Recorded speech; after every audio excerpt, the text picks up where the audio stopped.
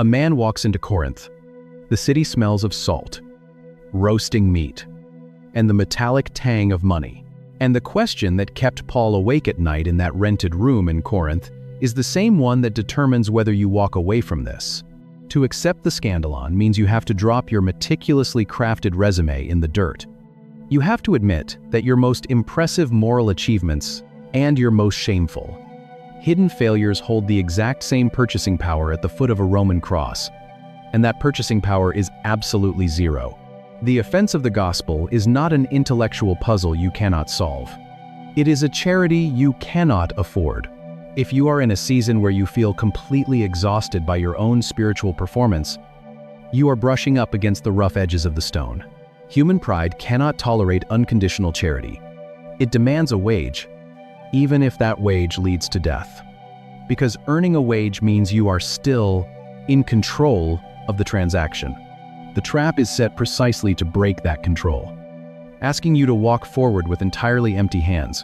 But this collision between human pride and divine grace is not just a theoretical concept you wrestle with in the quiet of your mind. It is a physical encounter that plays out in the dust, and you can see exactly what it looks like when a man who has perfectly balanced his ledger suddenly hits the trap at full speed. A man runs through the dust of a Judean road. Vignette linen drags in the dirt. Heavy leather sandals slide in the gravel, or run toward it.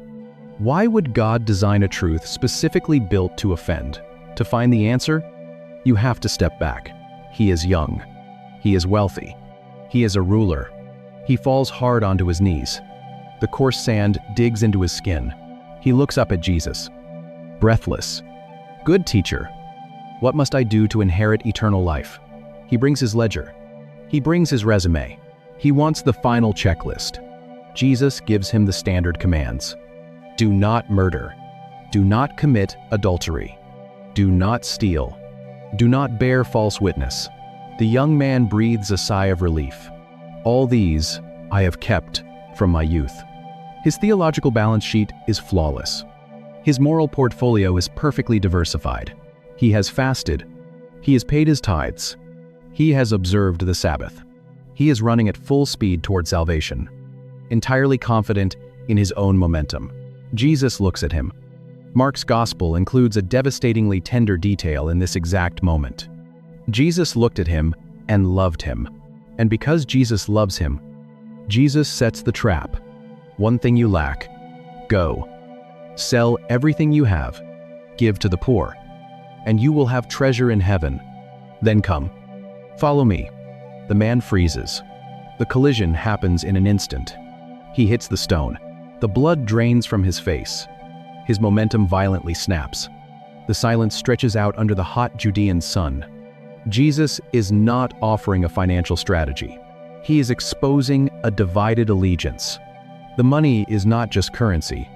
It is a shield. It is the man's control over his own destiny. You have to look at the one moment when Jesus used this word to describe himself. It is the mechanism he uses to insulate himself from vulnerability and earn his place among the righteous. To sell it all is to drop his hands. To sell it all is to become entirely dependent. He must choose between the safety of his wealth and the scandal of trusting this rabbi. He cannot do it. He stands up. He turns his back. He walks away in heavy sorrow. The snare snaps shut. The trigger stick holds firm. The young ruler is caught in his own refusal to surrender autonomy. He tripped over the Skandalon because he refused to let go of the one thing keeping him upright. But as you watch this man walk away into the distance, his expensive robes dragging in the dust, a terrifying question remains. If this stone causes even the most moral, eager, rule-keeping people to turn their backs and walk away, why doesn't God just move the obstacle? You look at the tragedy of the young ruler, and a modern mind instantly wants to redesign the system. We want to sand down the sharp, bruising edges of the stone. We live in an era optimized for a frictionless user experience, where every barrier is removed and every pathway is smoothed over with bright lights and clear signage. Today, when we hear the word scandal, we immediately picture a moral failure. A politician sliding an envelope of cash across a dark table. We want a theology that feels like a sliding glass door, opening automatically the moment we approach. We instinctively demand a religion that accommodates our pride, honors our achievements, and allows us to keep our carefully curated dignity perfectly intact. But God refuses to lower the bar of entry to accommodate human pride. The Skandalon is not a design flaw in the architecture of grace. It is the load-bearing pillar. If salvation could be acquired without the devastating collapse of human autonomy, it would cease to be salvation. It would simply become another transaction in the endless, exhausting economy of human effort. It would become another ladder to climb, another ledger to balance, another heavy iron weight strapped to the backs of tired people. The obstacle has to be immovable because human pride is relentlessly resilient. We will try to purchase our way into the kingdom using absolutely anything we can hold in our hands: our flawless morality, our razor-sharp intellect, our charitable donations, our perfectly polished theology. The trap must spring shut on all of it. This is the absolute theological necessity of the stumbling block. It forces a complete, systemic failure of the human ego. When the Apostle Paul surveyed the religious and cultural landscape of the first-century Mediterranean, he saw an entire world desperately trying to bypass the rock.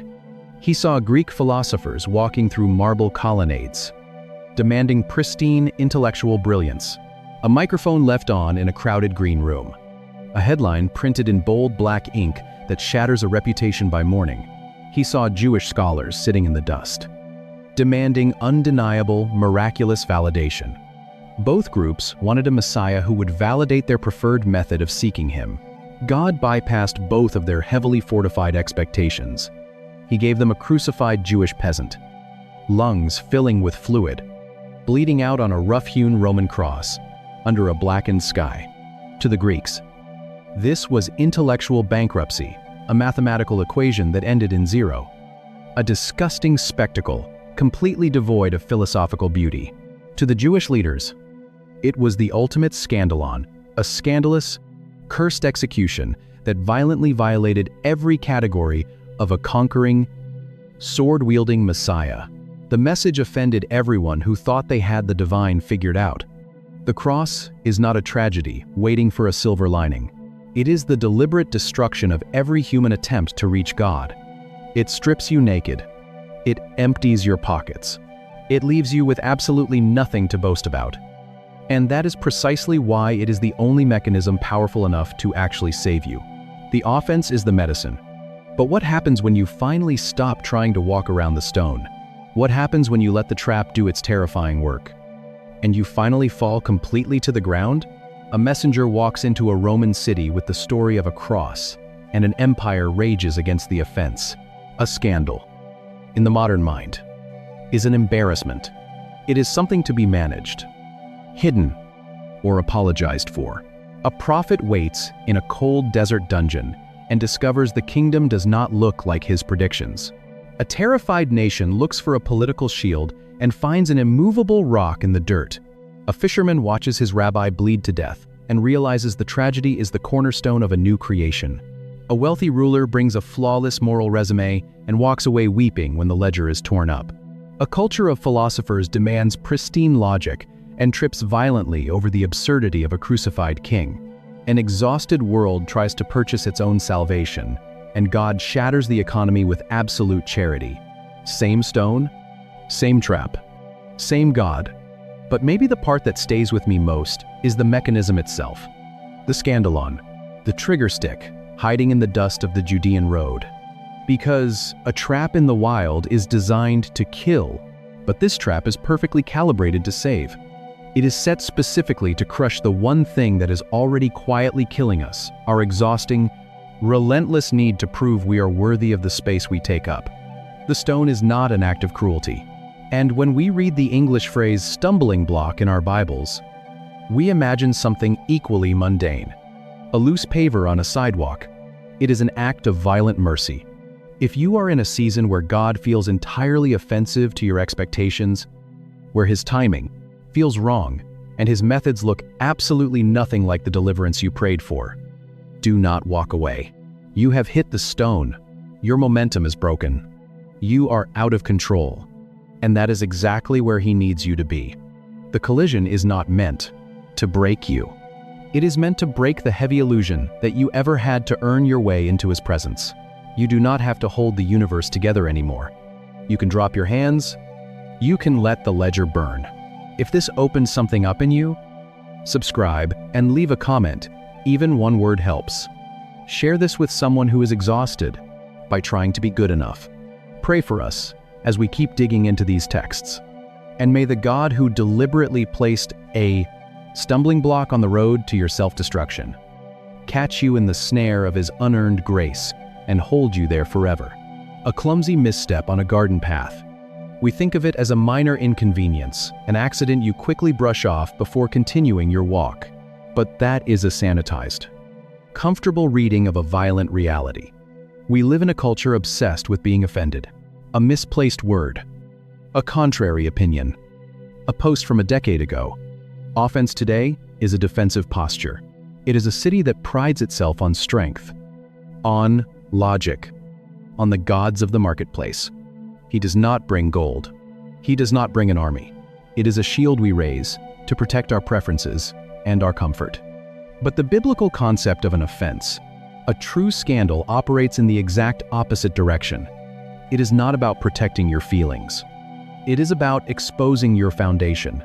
Think about what actually happens when you trip over a massive, unseen stone in the dark. Your momentum is violently broken. Gravity takes over. Your hands shoot out to catch the concrete. In that split second, you are entirely out of control. You realize, with a sudden spike of adrenaline, that the path you thought was safe, the direction you thought you were mastering, is no longer under your command. That is the true anatomy of a biblical stumbling block. It is not a minor inconvenience. It is an ambush on human autonomy. The cross offends because it intercepts human pride. It tells the wealthy man that his gold cannot buy a seat at the table. It tells the intellectual that his logic cannot solve the cosmic equation. It tells the moralist that his pristine, carefully curated checklist of good deeds is essentially worthless for justification. It takes the human ego, running at full speed towards self-salvation, and trips it. The stumbling block is not an accident. It is an intervention. But this intervention does not just happen to the proud. He carries a piece of parchment and a message the city finds violent. He begins to speak. He does not talk about philosophy.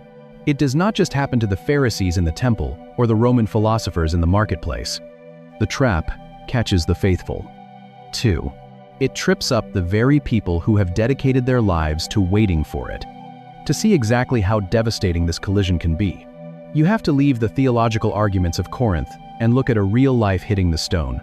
You have to go to a damp, subterranean cell beneath a desert fortress, where the greatest prophet to ever live is listening to the dripping water, wondering if he has just wasted his entire life. The stone walls are wet. The iron chafes his wrists. The desert wind howls outside the mountain fortress of Machaerus. John the Baptist sits in the dark. The air smells of stale bread and old sweat. His bones ache from the cold floor. He is the wild man of the wilderness. He is the prophet. He is the voice crying in the empty places. He baptized the Messiah in the muddy waters of the Jordan. He saw the sky tear open. He heard the voice of God drop like thunder. He watched the Spirit descend. But now, he waits in a cage. Herod holds the key. Execution is coming, and the kingdom of heaven looks absolutely nothing like he preached. The axe is not swinging. The fire is not falling. He does not talk about the virtues the Stoics admire. He talks about a death, a public execution, a cross. And the city reacts. The corrupt kings are still sitting on their comfortable thrones. Jesus is healing peasants. Jesus is eating with tax collectors. Jesus is walking slowly through the dust of Galilee. John is confused. John is breaking. He sends his disciples with one desperate, bleeding question. Are you the one who is to come? Or should we look for another? Jesus does not send a militia to break the iron doors. He does not send angels to strike down the guards. He sends a message. He sends a list. The blind see. The lame walk. The lepers are cleansed. The deaf hear. The dead are raised. The poor have good news preached to them. But then, Jesus adds one final sentence, one line specifically for his cousin, bleeding out in the dark. Blessed is the one who is not offended by me. The English translation feels polite. It feels like a gentle nudge, but Jesus is not offering a polite suggestion. The word Matthew records for that offense is our word, skandalon. Jesus is telling John the truth. My kingdom is not a disappointment. It is a trap. He is forcing John to trip over the reality of who God actually is, versus who John desperately needed him to be. Even the greatest prophet is not immune to hitting the stone. It is not indifference. It is rage. It is confusion. It is the sound of an entire culture stopping in its tracks, searching for a stone to throw. But to understand the actual violence of this word, to feel what Jesus was really saying to John, you cannot look at a modern dictionary. You have to look at how a first-century hunter actually caught his prey in the wild. Matthew chapter 11, verse 6. Jesus is sending a final message back to his cousin who is languishing in a dungeon, desperately waiting for a military conquest that is never going to arrive. And he says, "Blessed is the one who is not offended by me." The word our English Bibles translate as offended here is the Greek verb skandalizo, which comes directly from the noun skandalon. If you open a standard lexicon, you will find it defined as a stumbling block or an offense. But if you dig into the ancient etymology, the physical imagery is startling. In early Greek antiquity, a skandalon was a highly specific piece of hunting equipment. It was the trigger stick of a snare. It was the small, carved piece of wood where the hunter placed the bait, the exact mechanism that, when touched, caused the trap to violently spring shut, snapping the tensioned rope or dropping the heavy cage. The animal is caught precisely because it reaches for what it wants, only to find that reality is entirely different than expectation. The noun appears 15 times in the New Testament. The message is not a bridge. It is a barrier. This is the skandalon, the trap, the stone in the path that you cannot walk around, and its usage paints a consistent picture of a theological ambush. It is the exact word Paul uses in 1 Corinthians 1:23 when he declares that preaching a crucified Christ is a skandalon to the Jewish people. It is the same word Peter uses in his first letter when he describes Jesus as a stone of stumbling and a rock of offense, a skandalon. That root changes everything. When Jesus tells John the Baptist not to be offended, he is not asking his cousin to simply keep a positive attitude. The offense is not a hurt feeling. It is the fatal error of trying to force God into your own image. Jesus is warning John not to let his personal, theological expectations become the trigger, stick that crushes his faith when God acts differently than he predicted. This word is not a request for politeness. It is a warning about a trap. If recognizing that these texts are wilder, more confrontational, and deeply layered than you were ever taught is stirring something up inside of you, you're exactly who this channel is for. Drop a thought in the comments and hit subscribe. Because every week, we go deeper into the original language than you knew was possible. So, the trigger stick waits in the dirt. And this is where the genius of the biblical authors comes into focus. This concept of God as an offensive, unmovable obstacle did not begin in the New Testament. It is a deliberate architectural design that was drawn by. Most people hear the phrase stumbling block, and they imagine a minor inconvenience, a pebble in the shoe, a small trip on a flat road, the prophets centuries earlier. And to understand why the trap exists, you have to look at the massive stone laying squarely in the middle of Jerusalem. Dust blows across the limestone steps of the temple in Jerusalem. The air is thick with the smell of burning animal fat and raw. Contagious fear. The Assyrian war machine is marching toward the city, tearing the ancient world apart. The king of Judah is terrified. He is frantically making political alliances. He is relying on foreign armies. He is desperately trying to build a wall of earthly security around his fragile throne. God speaks into this panic through the prophet Isaiah. The message is not a blanket of comfort. The message is an architectural shock. God declares that He Himself will become a sanctuary for those who trust Him.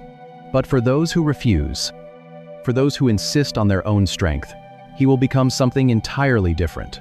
A stone of stumbling, a rock of offense, a trap for the inhabitants of Jerusalem. When the Hebrew scholars translated this prophecy into Greek, they looked for a word to capture the violence of this divine trap. They chose skandalon. They look for a shield, and they find a stone. They look for a weapon, and they find a snare. They look for a political savior, and they find an immovable obstacle. 8 centuries pass. An uneducated fisherman sits at a wooden table in a different city, but the Greek word Paul uses, skandalon, is not a trip. It is the trigger stick on a trap. His hands are heavily calloused from hauling wet nets on the Sea of Galilee. He is older now. He has watched his rabbi die a humiliating, breathless death on a Roman cross. He has stood inside a cold, echoing tomb that smelled of myrrh and emptiness. And as Simon Peter dips his pen to write his first letter, the ancient prophecy of Isaiah suddenly catches fire in his mind. He finally understands the architecture of the kingdom. The cross is not a tragedy of Roman justice. It is the cornerstone of a new creation. Peter writes that Jesus is the living stone. To those who believe, this stone is precious. It is a foundation. But to those who disobey, to those who insist on building their own empires and saving their own lives, he becomes exactly what Isaiah saw: a stone of stumbling, a rock of offense, the skandalon that shatters the builders' carefully laid plans. God deliberately placed an offensive obstacle at the center of human history. But the mystery deepens when you realize why human nature is so perfectly, tragically designed to step right into it. You are born into an economy of exchange, and it trains your muscles before you can even speak. You know exactly how this system works, because your body carries its weight every single day. You feel it in your jaw when you clench your teeth navigating a stressful commute. It is the bait that causes the mechanism to snap shut. The message of the cross is not a suggestion. It is an offense. You feel it in the heavy exhaustion resting across your shoulders after a 60-hour week. You perform, and you get paid. You study until your eyes burn under harsh fluorescent lights, and you receive the grade. You behave, and you are rewarded with affection. The entire architecture of your waking life is built on a transactional foundation, where your worth is mathematically tied to your output. And because this is the only air you have ever breathed, you instinctively carry this exact same ledger into your relationship with the divine. You assume heaven operates like a corporate boardroom. You try to manage your spiritual portfolio, balancing the red ink of your private failures with the black ink of your public morality, desperately hoping the math works out in your favor at the end. You want to bring something valuable to the table. You deeply need to believe that your disciplined hands are helping to carve your own salvation, that your obedience is purchasing a small plot of real estate in the kingdom. Grace is not a warm embrace. It is a violent eviction. It evicts you from the driver's seat of your own justification. When Jesus presents himself not as an employer offering fair wages, but as a substitute offering a finished work, it deeply offends the part of you that insists on earning your keep.